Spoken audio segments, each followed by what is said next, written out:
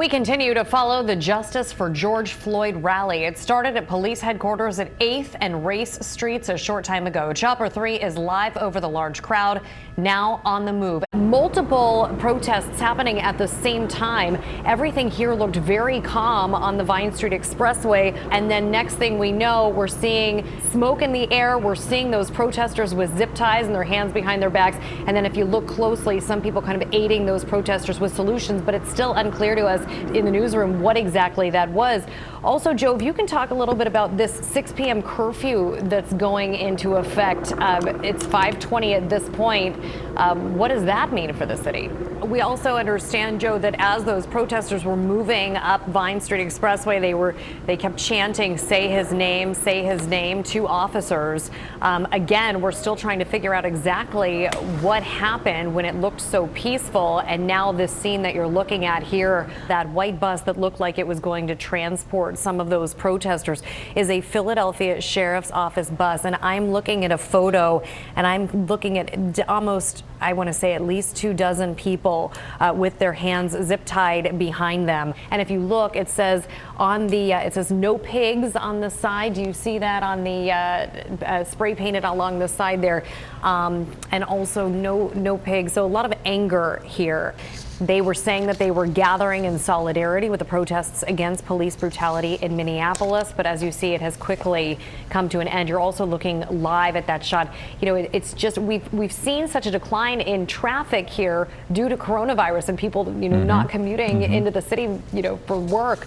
But this is just really surreal looking, Yuki. This is happening all over our country in what was meant to be a peaceful protest. And let's just hope that it stays that way. But you're looking live at the police and then the National Guard standing behind them. We'd also heard some reports earlier as well that as people were taking a knee, they were asking police officers to join them in solidarity and take a knee as well. Mr. Vice President, Philadelphia is having an incredibly violent year. 36 people were just shot this past weekend. What do you say to families who have lost loved ones to gun violence? Well, our hearts go out to the families that have lost loved ones. Like other major cities, Philadelphia is dealing with homeless encampments and people who are refusing to leave until they believe that they are being supported.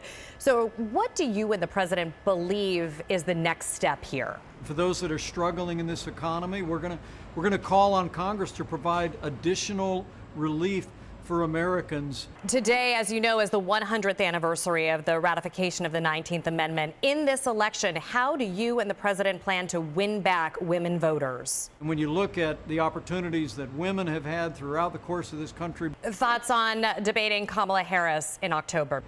I'm looking forward to a spirited debate throughout this campaign. Mr. Vice President, thank you.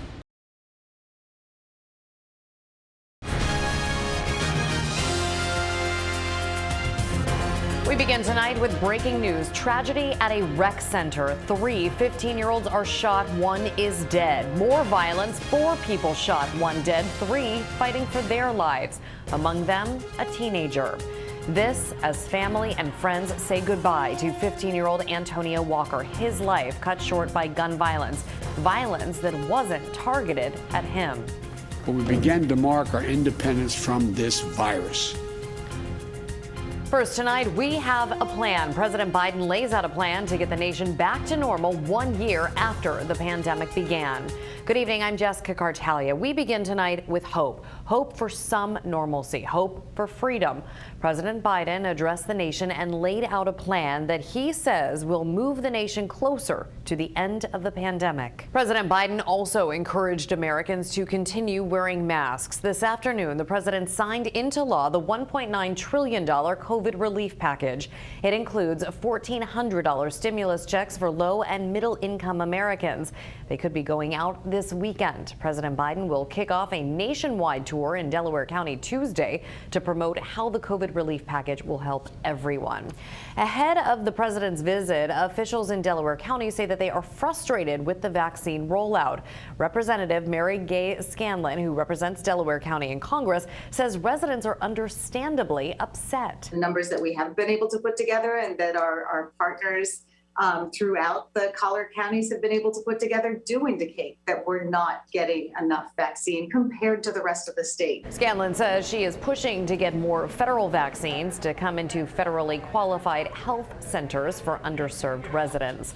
If you have questions about the vaccine, whether you are eligible or where you can get the shot, go to our website. We have a comprehensive guide. Just go to cbsphilly.com/COVID vaccine.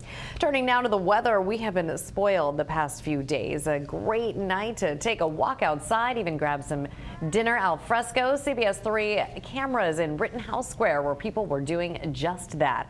But like all good things, the good weather will come to an end. Let's check in with meteorologist Tammy Souza. She's in for Kate tonight. Hi, Tammy. Hello. And we are continuing to follow breaking news out of West Philadelphia. 3 15-year-olds have been shot. One of them is dead. Police say that this happened around 7:30 tonight on the 5500 block of Christian Street in the Christie Rec Center. Tonight, family and friends remembered another young life cut short by gun violence in the city. They released balloons in memory of 15-year-old Antonio Walker Jr. Rocky Balboa is coming back to the big screen, but with a different person behind the camera. Michael B. Jordan will reprise his role as Adonis Creed. This time, however, he will also direct the sequel. It will be Jordan's directorial debut. Creed is due out November 23rd of next year, and if you're counting, this will be the 9th movie in the Rocky franchise. Breaking right now at 11. There's no reason for this. This wasn't supposed to happen. He's 25. We now have video of the 2 people police say murdered a recent Temple grad walking his dog. The roundup of rioters continues. A Delaware man and his son are picked up in Wilmington for parading the Confederate flag. A retired Chester firefighter is in federal custody after allegedly attacking police officers with a fire extinguisher. What his attorney has to say, as well as the mayor.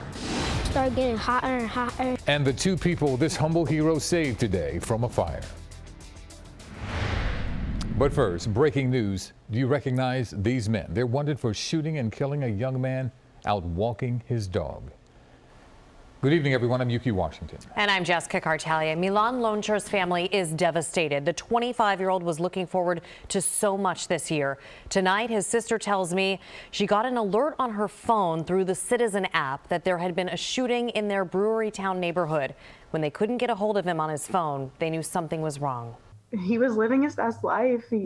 His girlfriend was moving in next month. Yelena Loncher says her brother Milan had everything going for him. This wasn't supposed to happen. He's 25. Around 7 o'clock Wednesday night, Loncher was walking his dog when 2 suspects approach him near 31st and Jefferson Streets.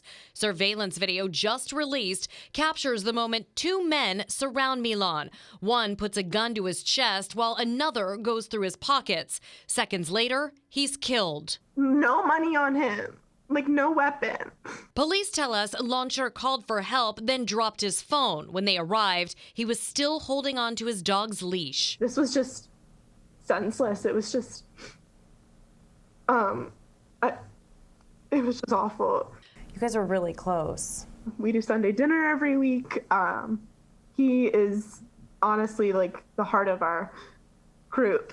He was so good. He was so good. We broke in right at the top of 10 because it was around 8:40. You mentioned that they had been carjacked. A man was delivering a pizza. His wife and children were in the car at the time.